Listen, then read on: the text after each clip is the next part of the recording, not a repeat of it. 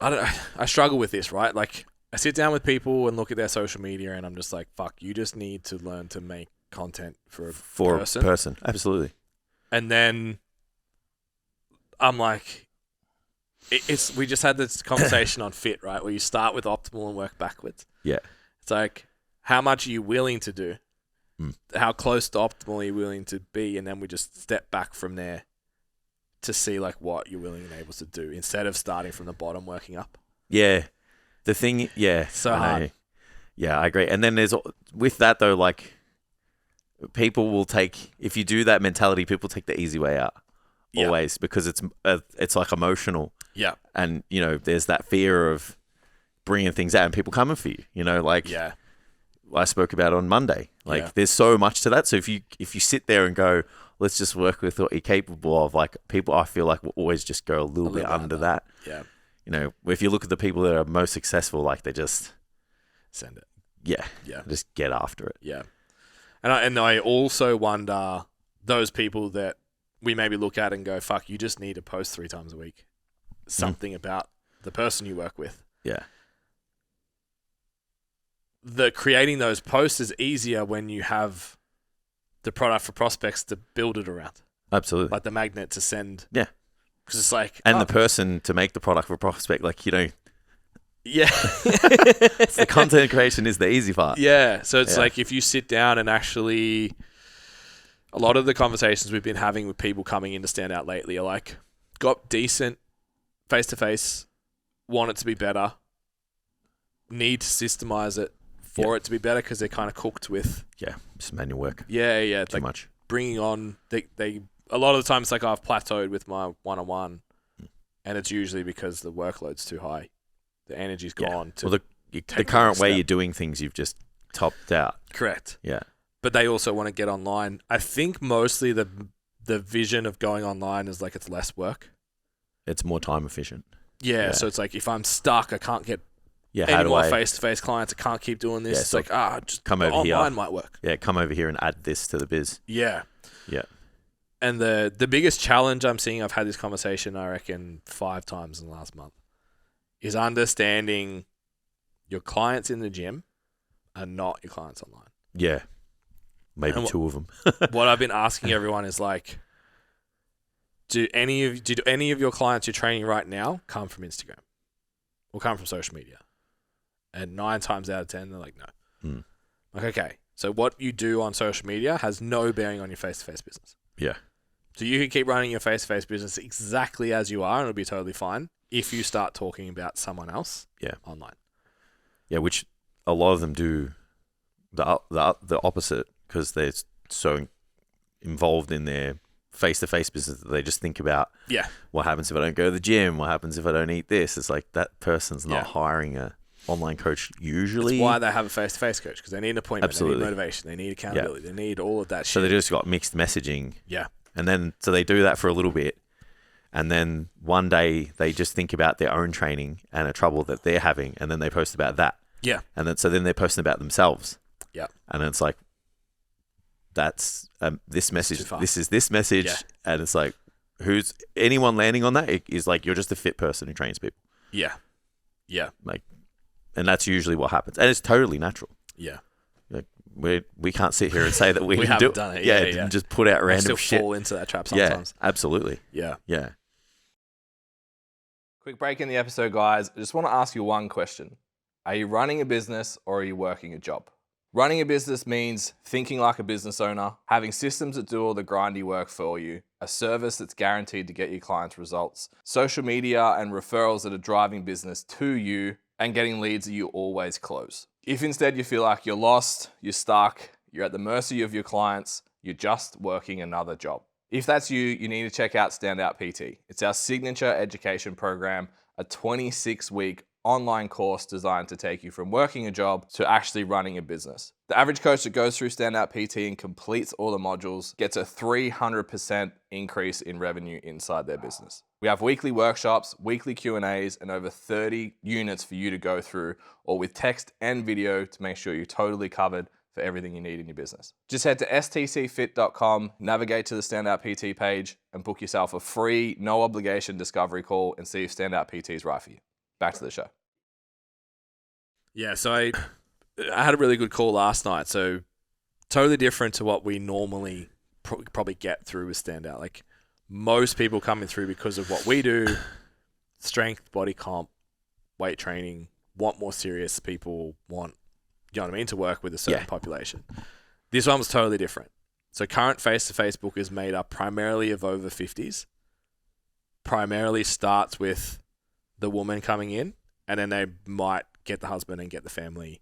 And she actually made the comment like, if any of my clients die, I'm screwed because I train their whole family. If one person leaves, I'm fucked. Yeah.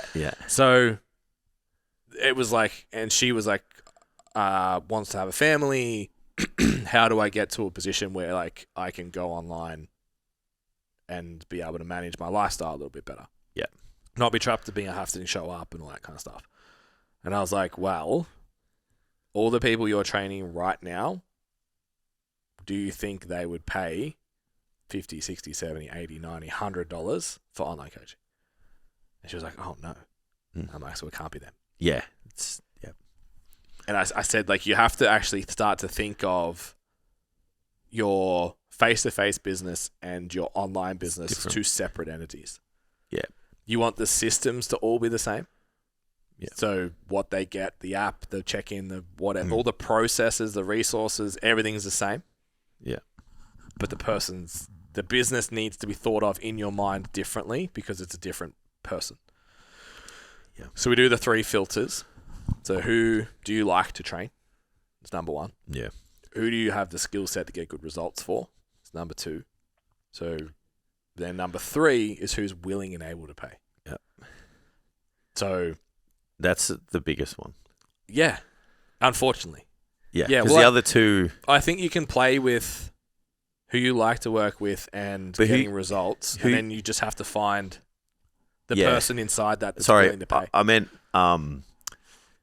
when you look at your online business or your potential online prospect, and you look at your current face-to-face business, the gaps, who you get the best results with, and who's willing to pay. There's the biggest gap between those because you think, like you said, you think it's your face-to-face client that you're taking online. In a lot of cases, it's not. Yeah. So many times I've sat down with trainers and I'm like, so who do you train? They're like, oh, I just really like people that are newer to the gym, teaching them technique. I'm like, well, you can't go online with that. Absolutely not. And it's like, it's not that you can't. And I'm sure there's probably people that you'll be like, oh, well, this person did it. Like, fuck. Yeah. How many didn't, though? Kayla Itzon's made a shitload of money, sure. But how many people are out there posting, like, I went on a big rant about in the last episode, like the calorie swap stuff. The reason it annoys me is not because it's invaluable and no one likes it. It's the person that likes it doesn't pay for online coaching. Yeah. Well, we talk about there's pages where they do the exercise demonstrations and they have hundreds of thousands of followers. But no clients. But it's like someone who's watching a 3-second video on like how to do an exercise, I would argue is not hiring an online coach. Yeah. Probably downloading a training app or downloading a program. Yeah. But it's like the repeat business of that is probably not. So if that's what the main objective is of that, totally fine. Yeah. But you've got to look at it from like that's how we look at it. We just draw out. It's like, who's actually consuming this? What do they need? What are their problems? What are they willing to pay? Yeah. I would argue not a lot. Yeah. Yeah. We've even talked about us having like the opposite problem where we've spent 10 years building the reputation of being premium, high-end, serious coaching. Literally coaching. And then it's like, hey, we've got an app now that's really cheap. And it's like, what? Just trying to help that younger generation, man. Yeah, it's like having something for people to come through. So that's a good example, though. So, like, if you take that, really where we should pivot for that, in my opinion, is anyone under the age of 23. Yeah. Because, like, that's where I see the ones that have done it the most value. Because they're like, oh, this app's sick. Yeah. These programs are so good, whatever. And I was like, when I think about me, it's like if I was 16 years old, I would have loved that. Yeah, we were doing it. We were doing BPAX one. Well, yeah, absolutely. Until you can get to a position to hire a coach who's going to give you everything specific to you. Yeah.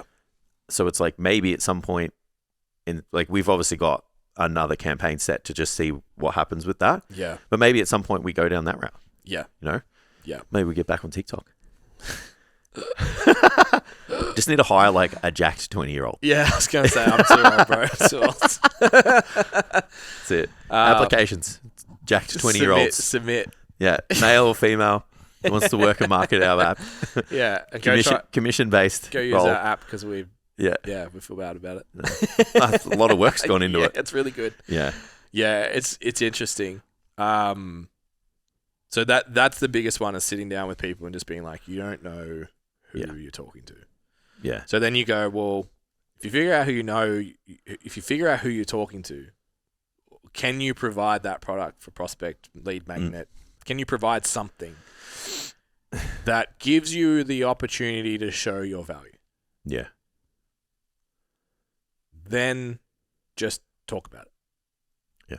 And then is that easier than coming bottom up and going, you just need to post about your clients 3 times a week? Or like, is it better than like, oh, this is all I'm willing to do? Yeah. So it's like, no, this is what you have to do. Yeah. Yeah, because people, what they're willing to do is like, I'll just do an exercise video and I'll just do a demonstration of this. It's like, no, if you have to, like, if you make a lead magnet, you have to make specific content. Yeah. So that's where I like the idea of just like, rather than meeting them here, it's like start at the top and work down. Yeah. What do you think is the most effective, valuable product for prospect? Lead magnet? We haven't tried it yet. I think the macro calculator is the easiest one. Yeah. Which we've built now. Yeah. When? Which I built. When? I built it. Yes. Ben said it would be nice, and I went, hold my beer. No, I think you said we should do this, and I was like, I don't know how to do that. And Oh, you were yeah. like, hold my beer. Yeah. It didn't take long, to be honest. Yeah, you nailed it. Very proud of myself. Yeah. That was I was fucking impressed. I even went out and told Steph, and she didn't care. And I was like, hey, do you understand? I like coded on a website. Yeah. Anyway, I think that one's the one for our, like, cause that, like, sorry, let me take a couple of steps back. So if we look at like you, myself, Jess, Ben, like we all train very different people who still fall under a similar characteristic. Yeah. Even Annie and Loz too. Yeah. Absolutely. So we threw a net over all of them. Every single one of those clients wants to know what their macros are. Yeah. Agreed. Yeah. Yeah. So then the clients do. So you'd make the assumption that prospects do too, right? Because they're all it's a specific ICA. So that's where I think the macro calculator. But then for us, it's not just the macro calculator. Correct. Like you're going to give them more than just numbers, right? Yeah. So they're going to put their details in. They're going to get spit out a number. And then we're probably going to send them some form of like guide where they can action their said numbers and macros with maybe like quick and easy meals and how to stack their nutrition throughout the day and where their workouts are and what the best, macro splits for those meals to increase performance, et cetera, et cetera. So that's what I think. So it kind of sounds like one of the biggest problems people have is being reactive with their content. So it's sitting down and going, what am I going to write about today? Not what am I going to talk about for the next 3 months? Yeah. What does that look like? How do I provide value for the next 3 months? Absolutely. Yeah. You think that solves most problems for most personal trainers with online content? At the moment. Yeah. Yeah. And then it's just execution, right? Yeah, it's showing up. Yeah. I think it is. I think when you say at the moment, what do you? Well, like they got to build other element. Like their business has to get stretched out too. Yeah. It has to grow. Because the way I would see it, if you're a newer coach, is like you should be building your lead magnets to still stretch the foundation of your business at the same time. So the lead magnet should be a resource that helps serve your current clientele at the same time. Yeah. So that's like adding to your business. So it's not just thinking about like, I do pain point and I do this and I get this. Like there needs to be kind of like, like you need to be building on top of your business as well, and getting your business or your ecosystem into a position where it sits like that, where people can go in and out and become like, I guess, quote unquote, like bingeable. Yeah. So I think like that on top of like just obviously it all comes with messaging, Mm. but it's not just social media that you need to think about. Yeah. Because like you do need from the social media for them to go somewhere, if Yeah. that makes sense. You know what I mean? Like, so I think that comes with time. Yeah. Yeah, so many, because that's it. It's like, do you need to have a landing page? Do you need to have the email Absolutely. list? Do you need Because it's to like have... what happens once you do the messaging and make the content? Yeah. People are like, where do I go now? Yeah. So it's a good place to start. Absolutely. Mm-hmm. And that's where, you know how we're talking about like business coaches, how you get past like semester 1. Yeah. So everyone can work in semester 1, which is like, who is your client? Yeah. And what Well, are they? fuck. Even then, it's just like name and age usually. Yeah, well, like, yeah, and that's Yeah. just semester 1 shit. Yeah. So it's like the good business coaches are like, you know, I would argue that have a system and stuff to implement would be looking at like, yeah, messaging is great, but what happens once they read a post and they like it? Yeah. What are you going to do? You can't keep telling them to just go to your Instagram page and like. Fuck, apply for coaching. Shoot Yeah, in the or head. just like read my other shit on my Instagram page. Yeah. Send them somewhere else. Yeah. You know? Can I just one piece of advice? You're better off not having a link in bio than having apply for coaching in bio.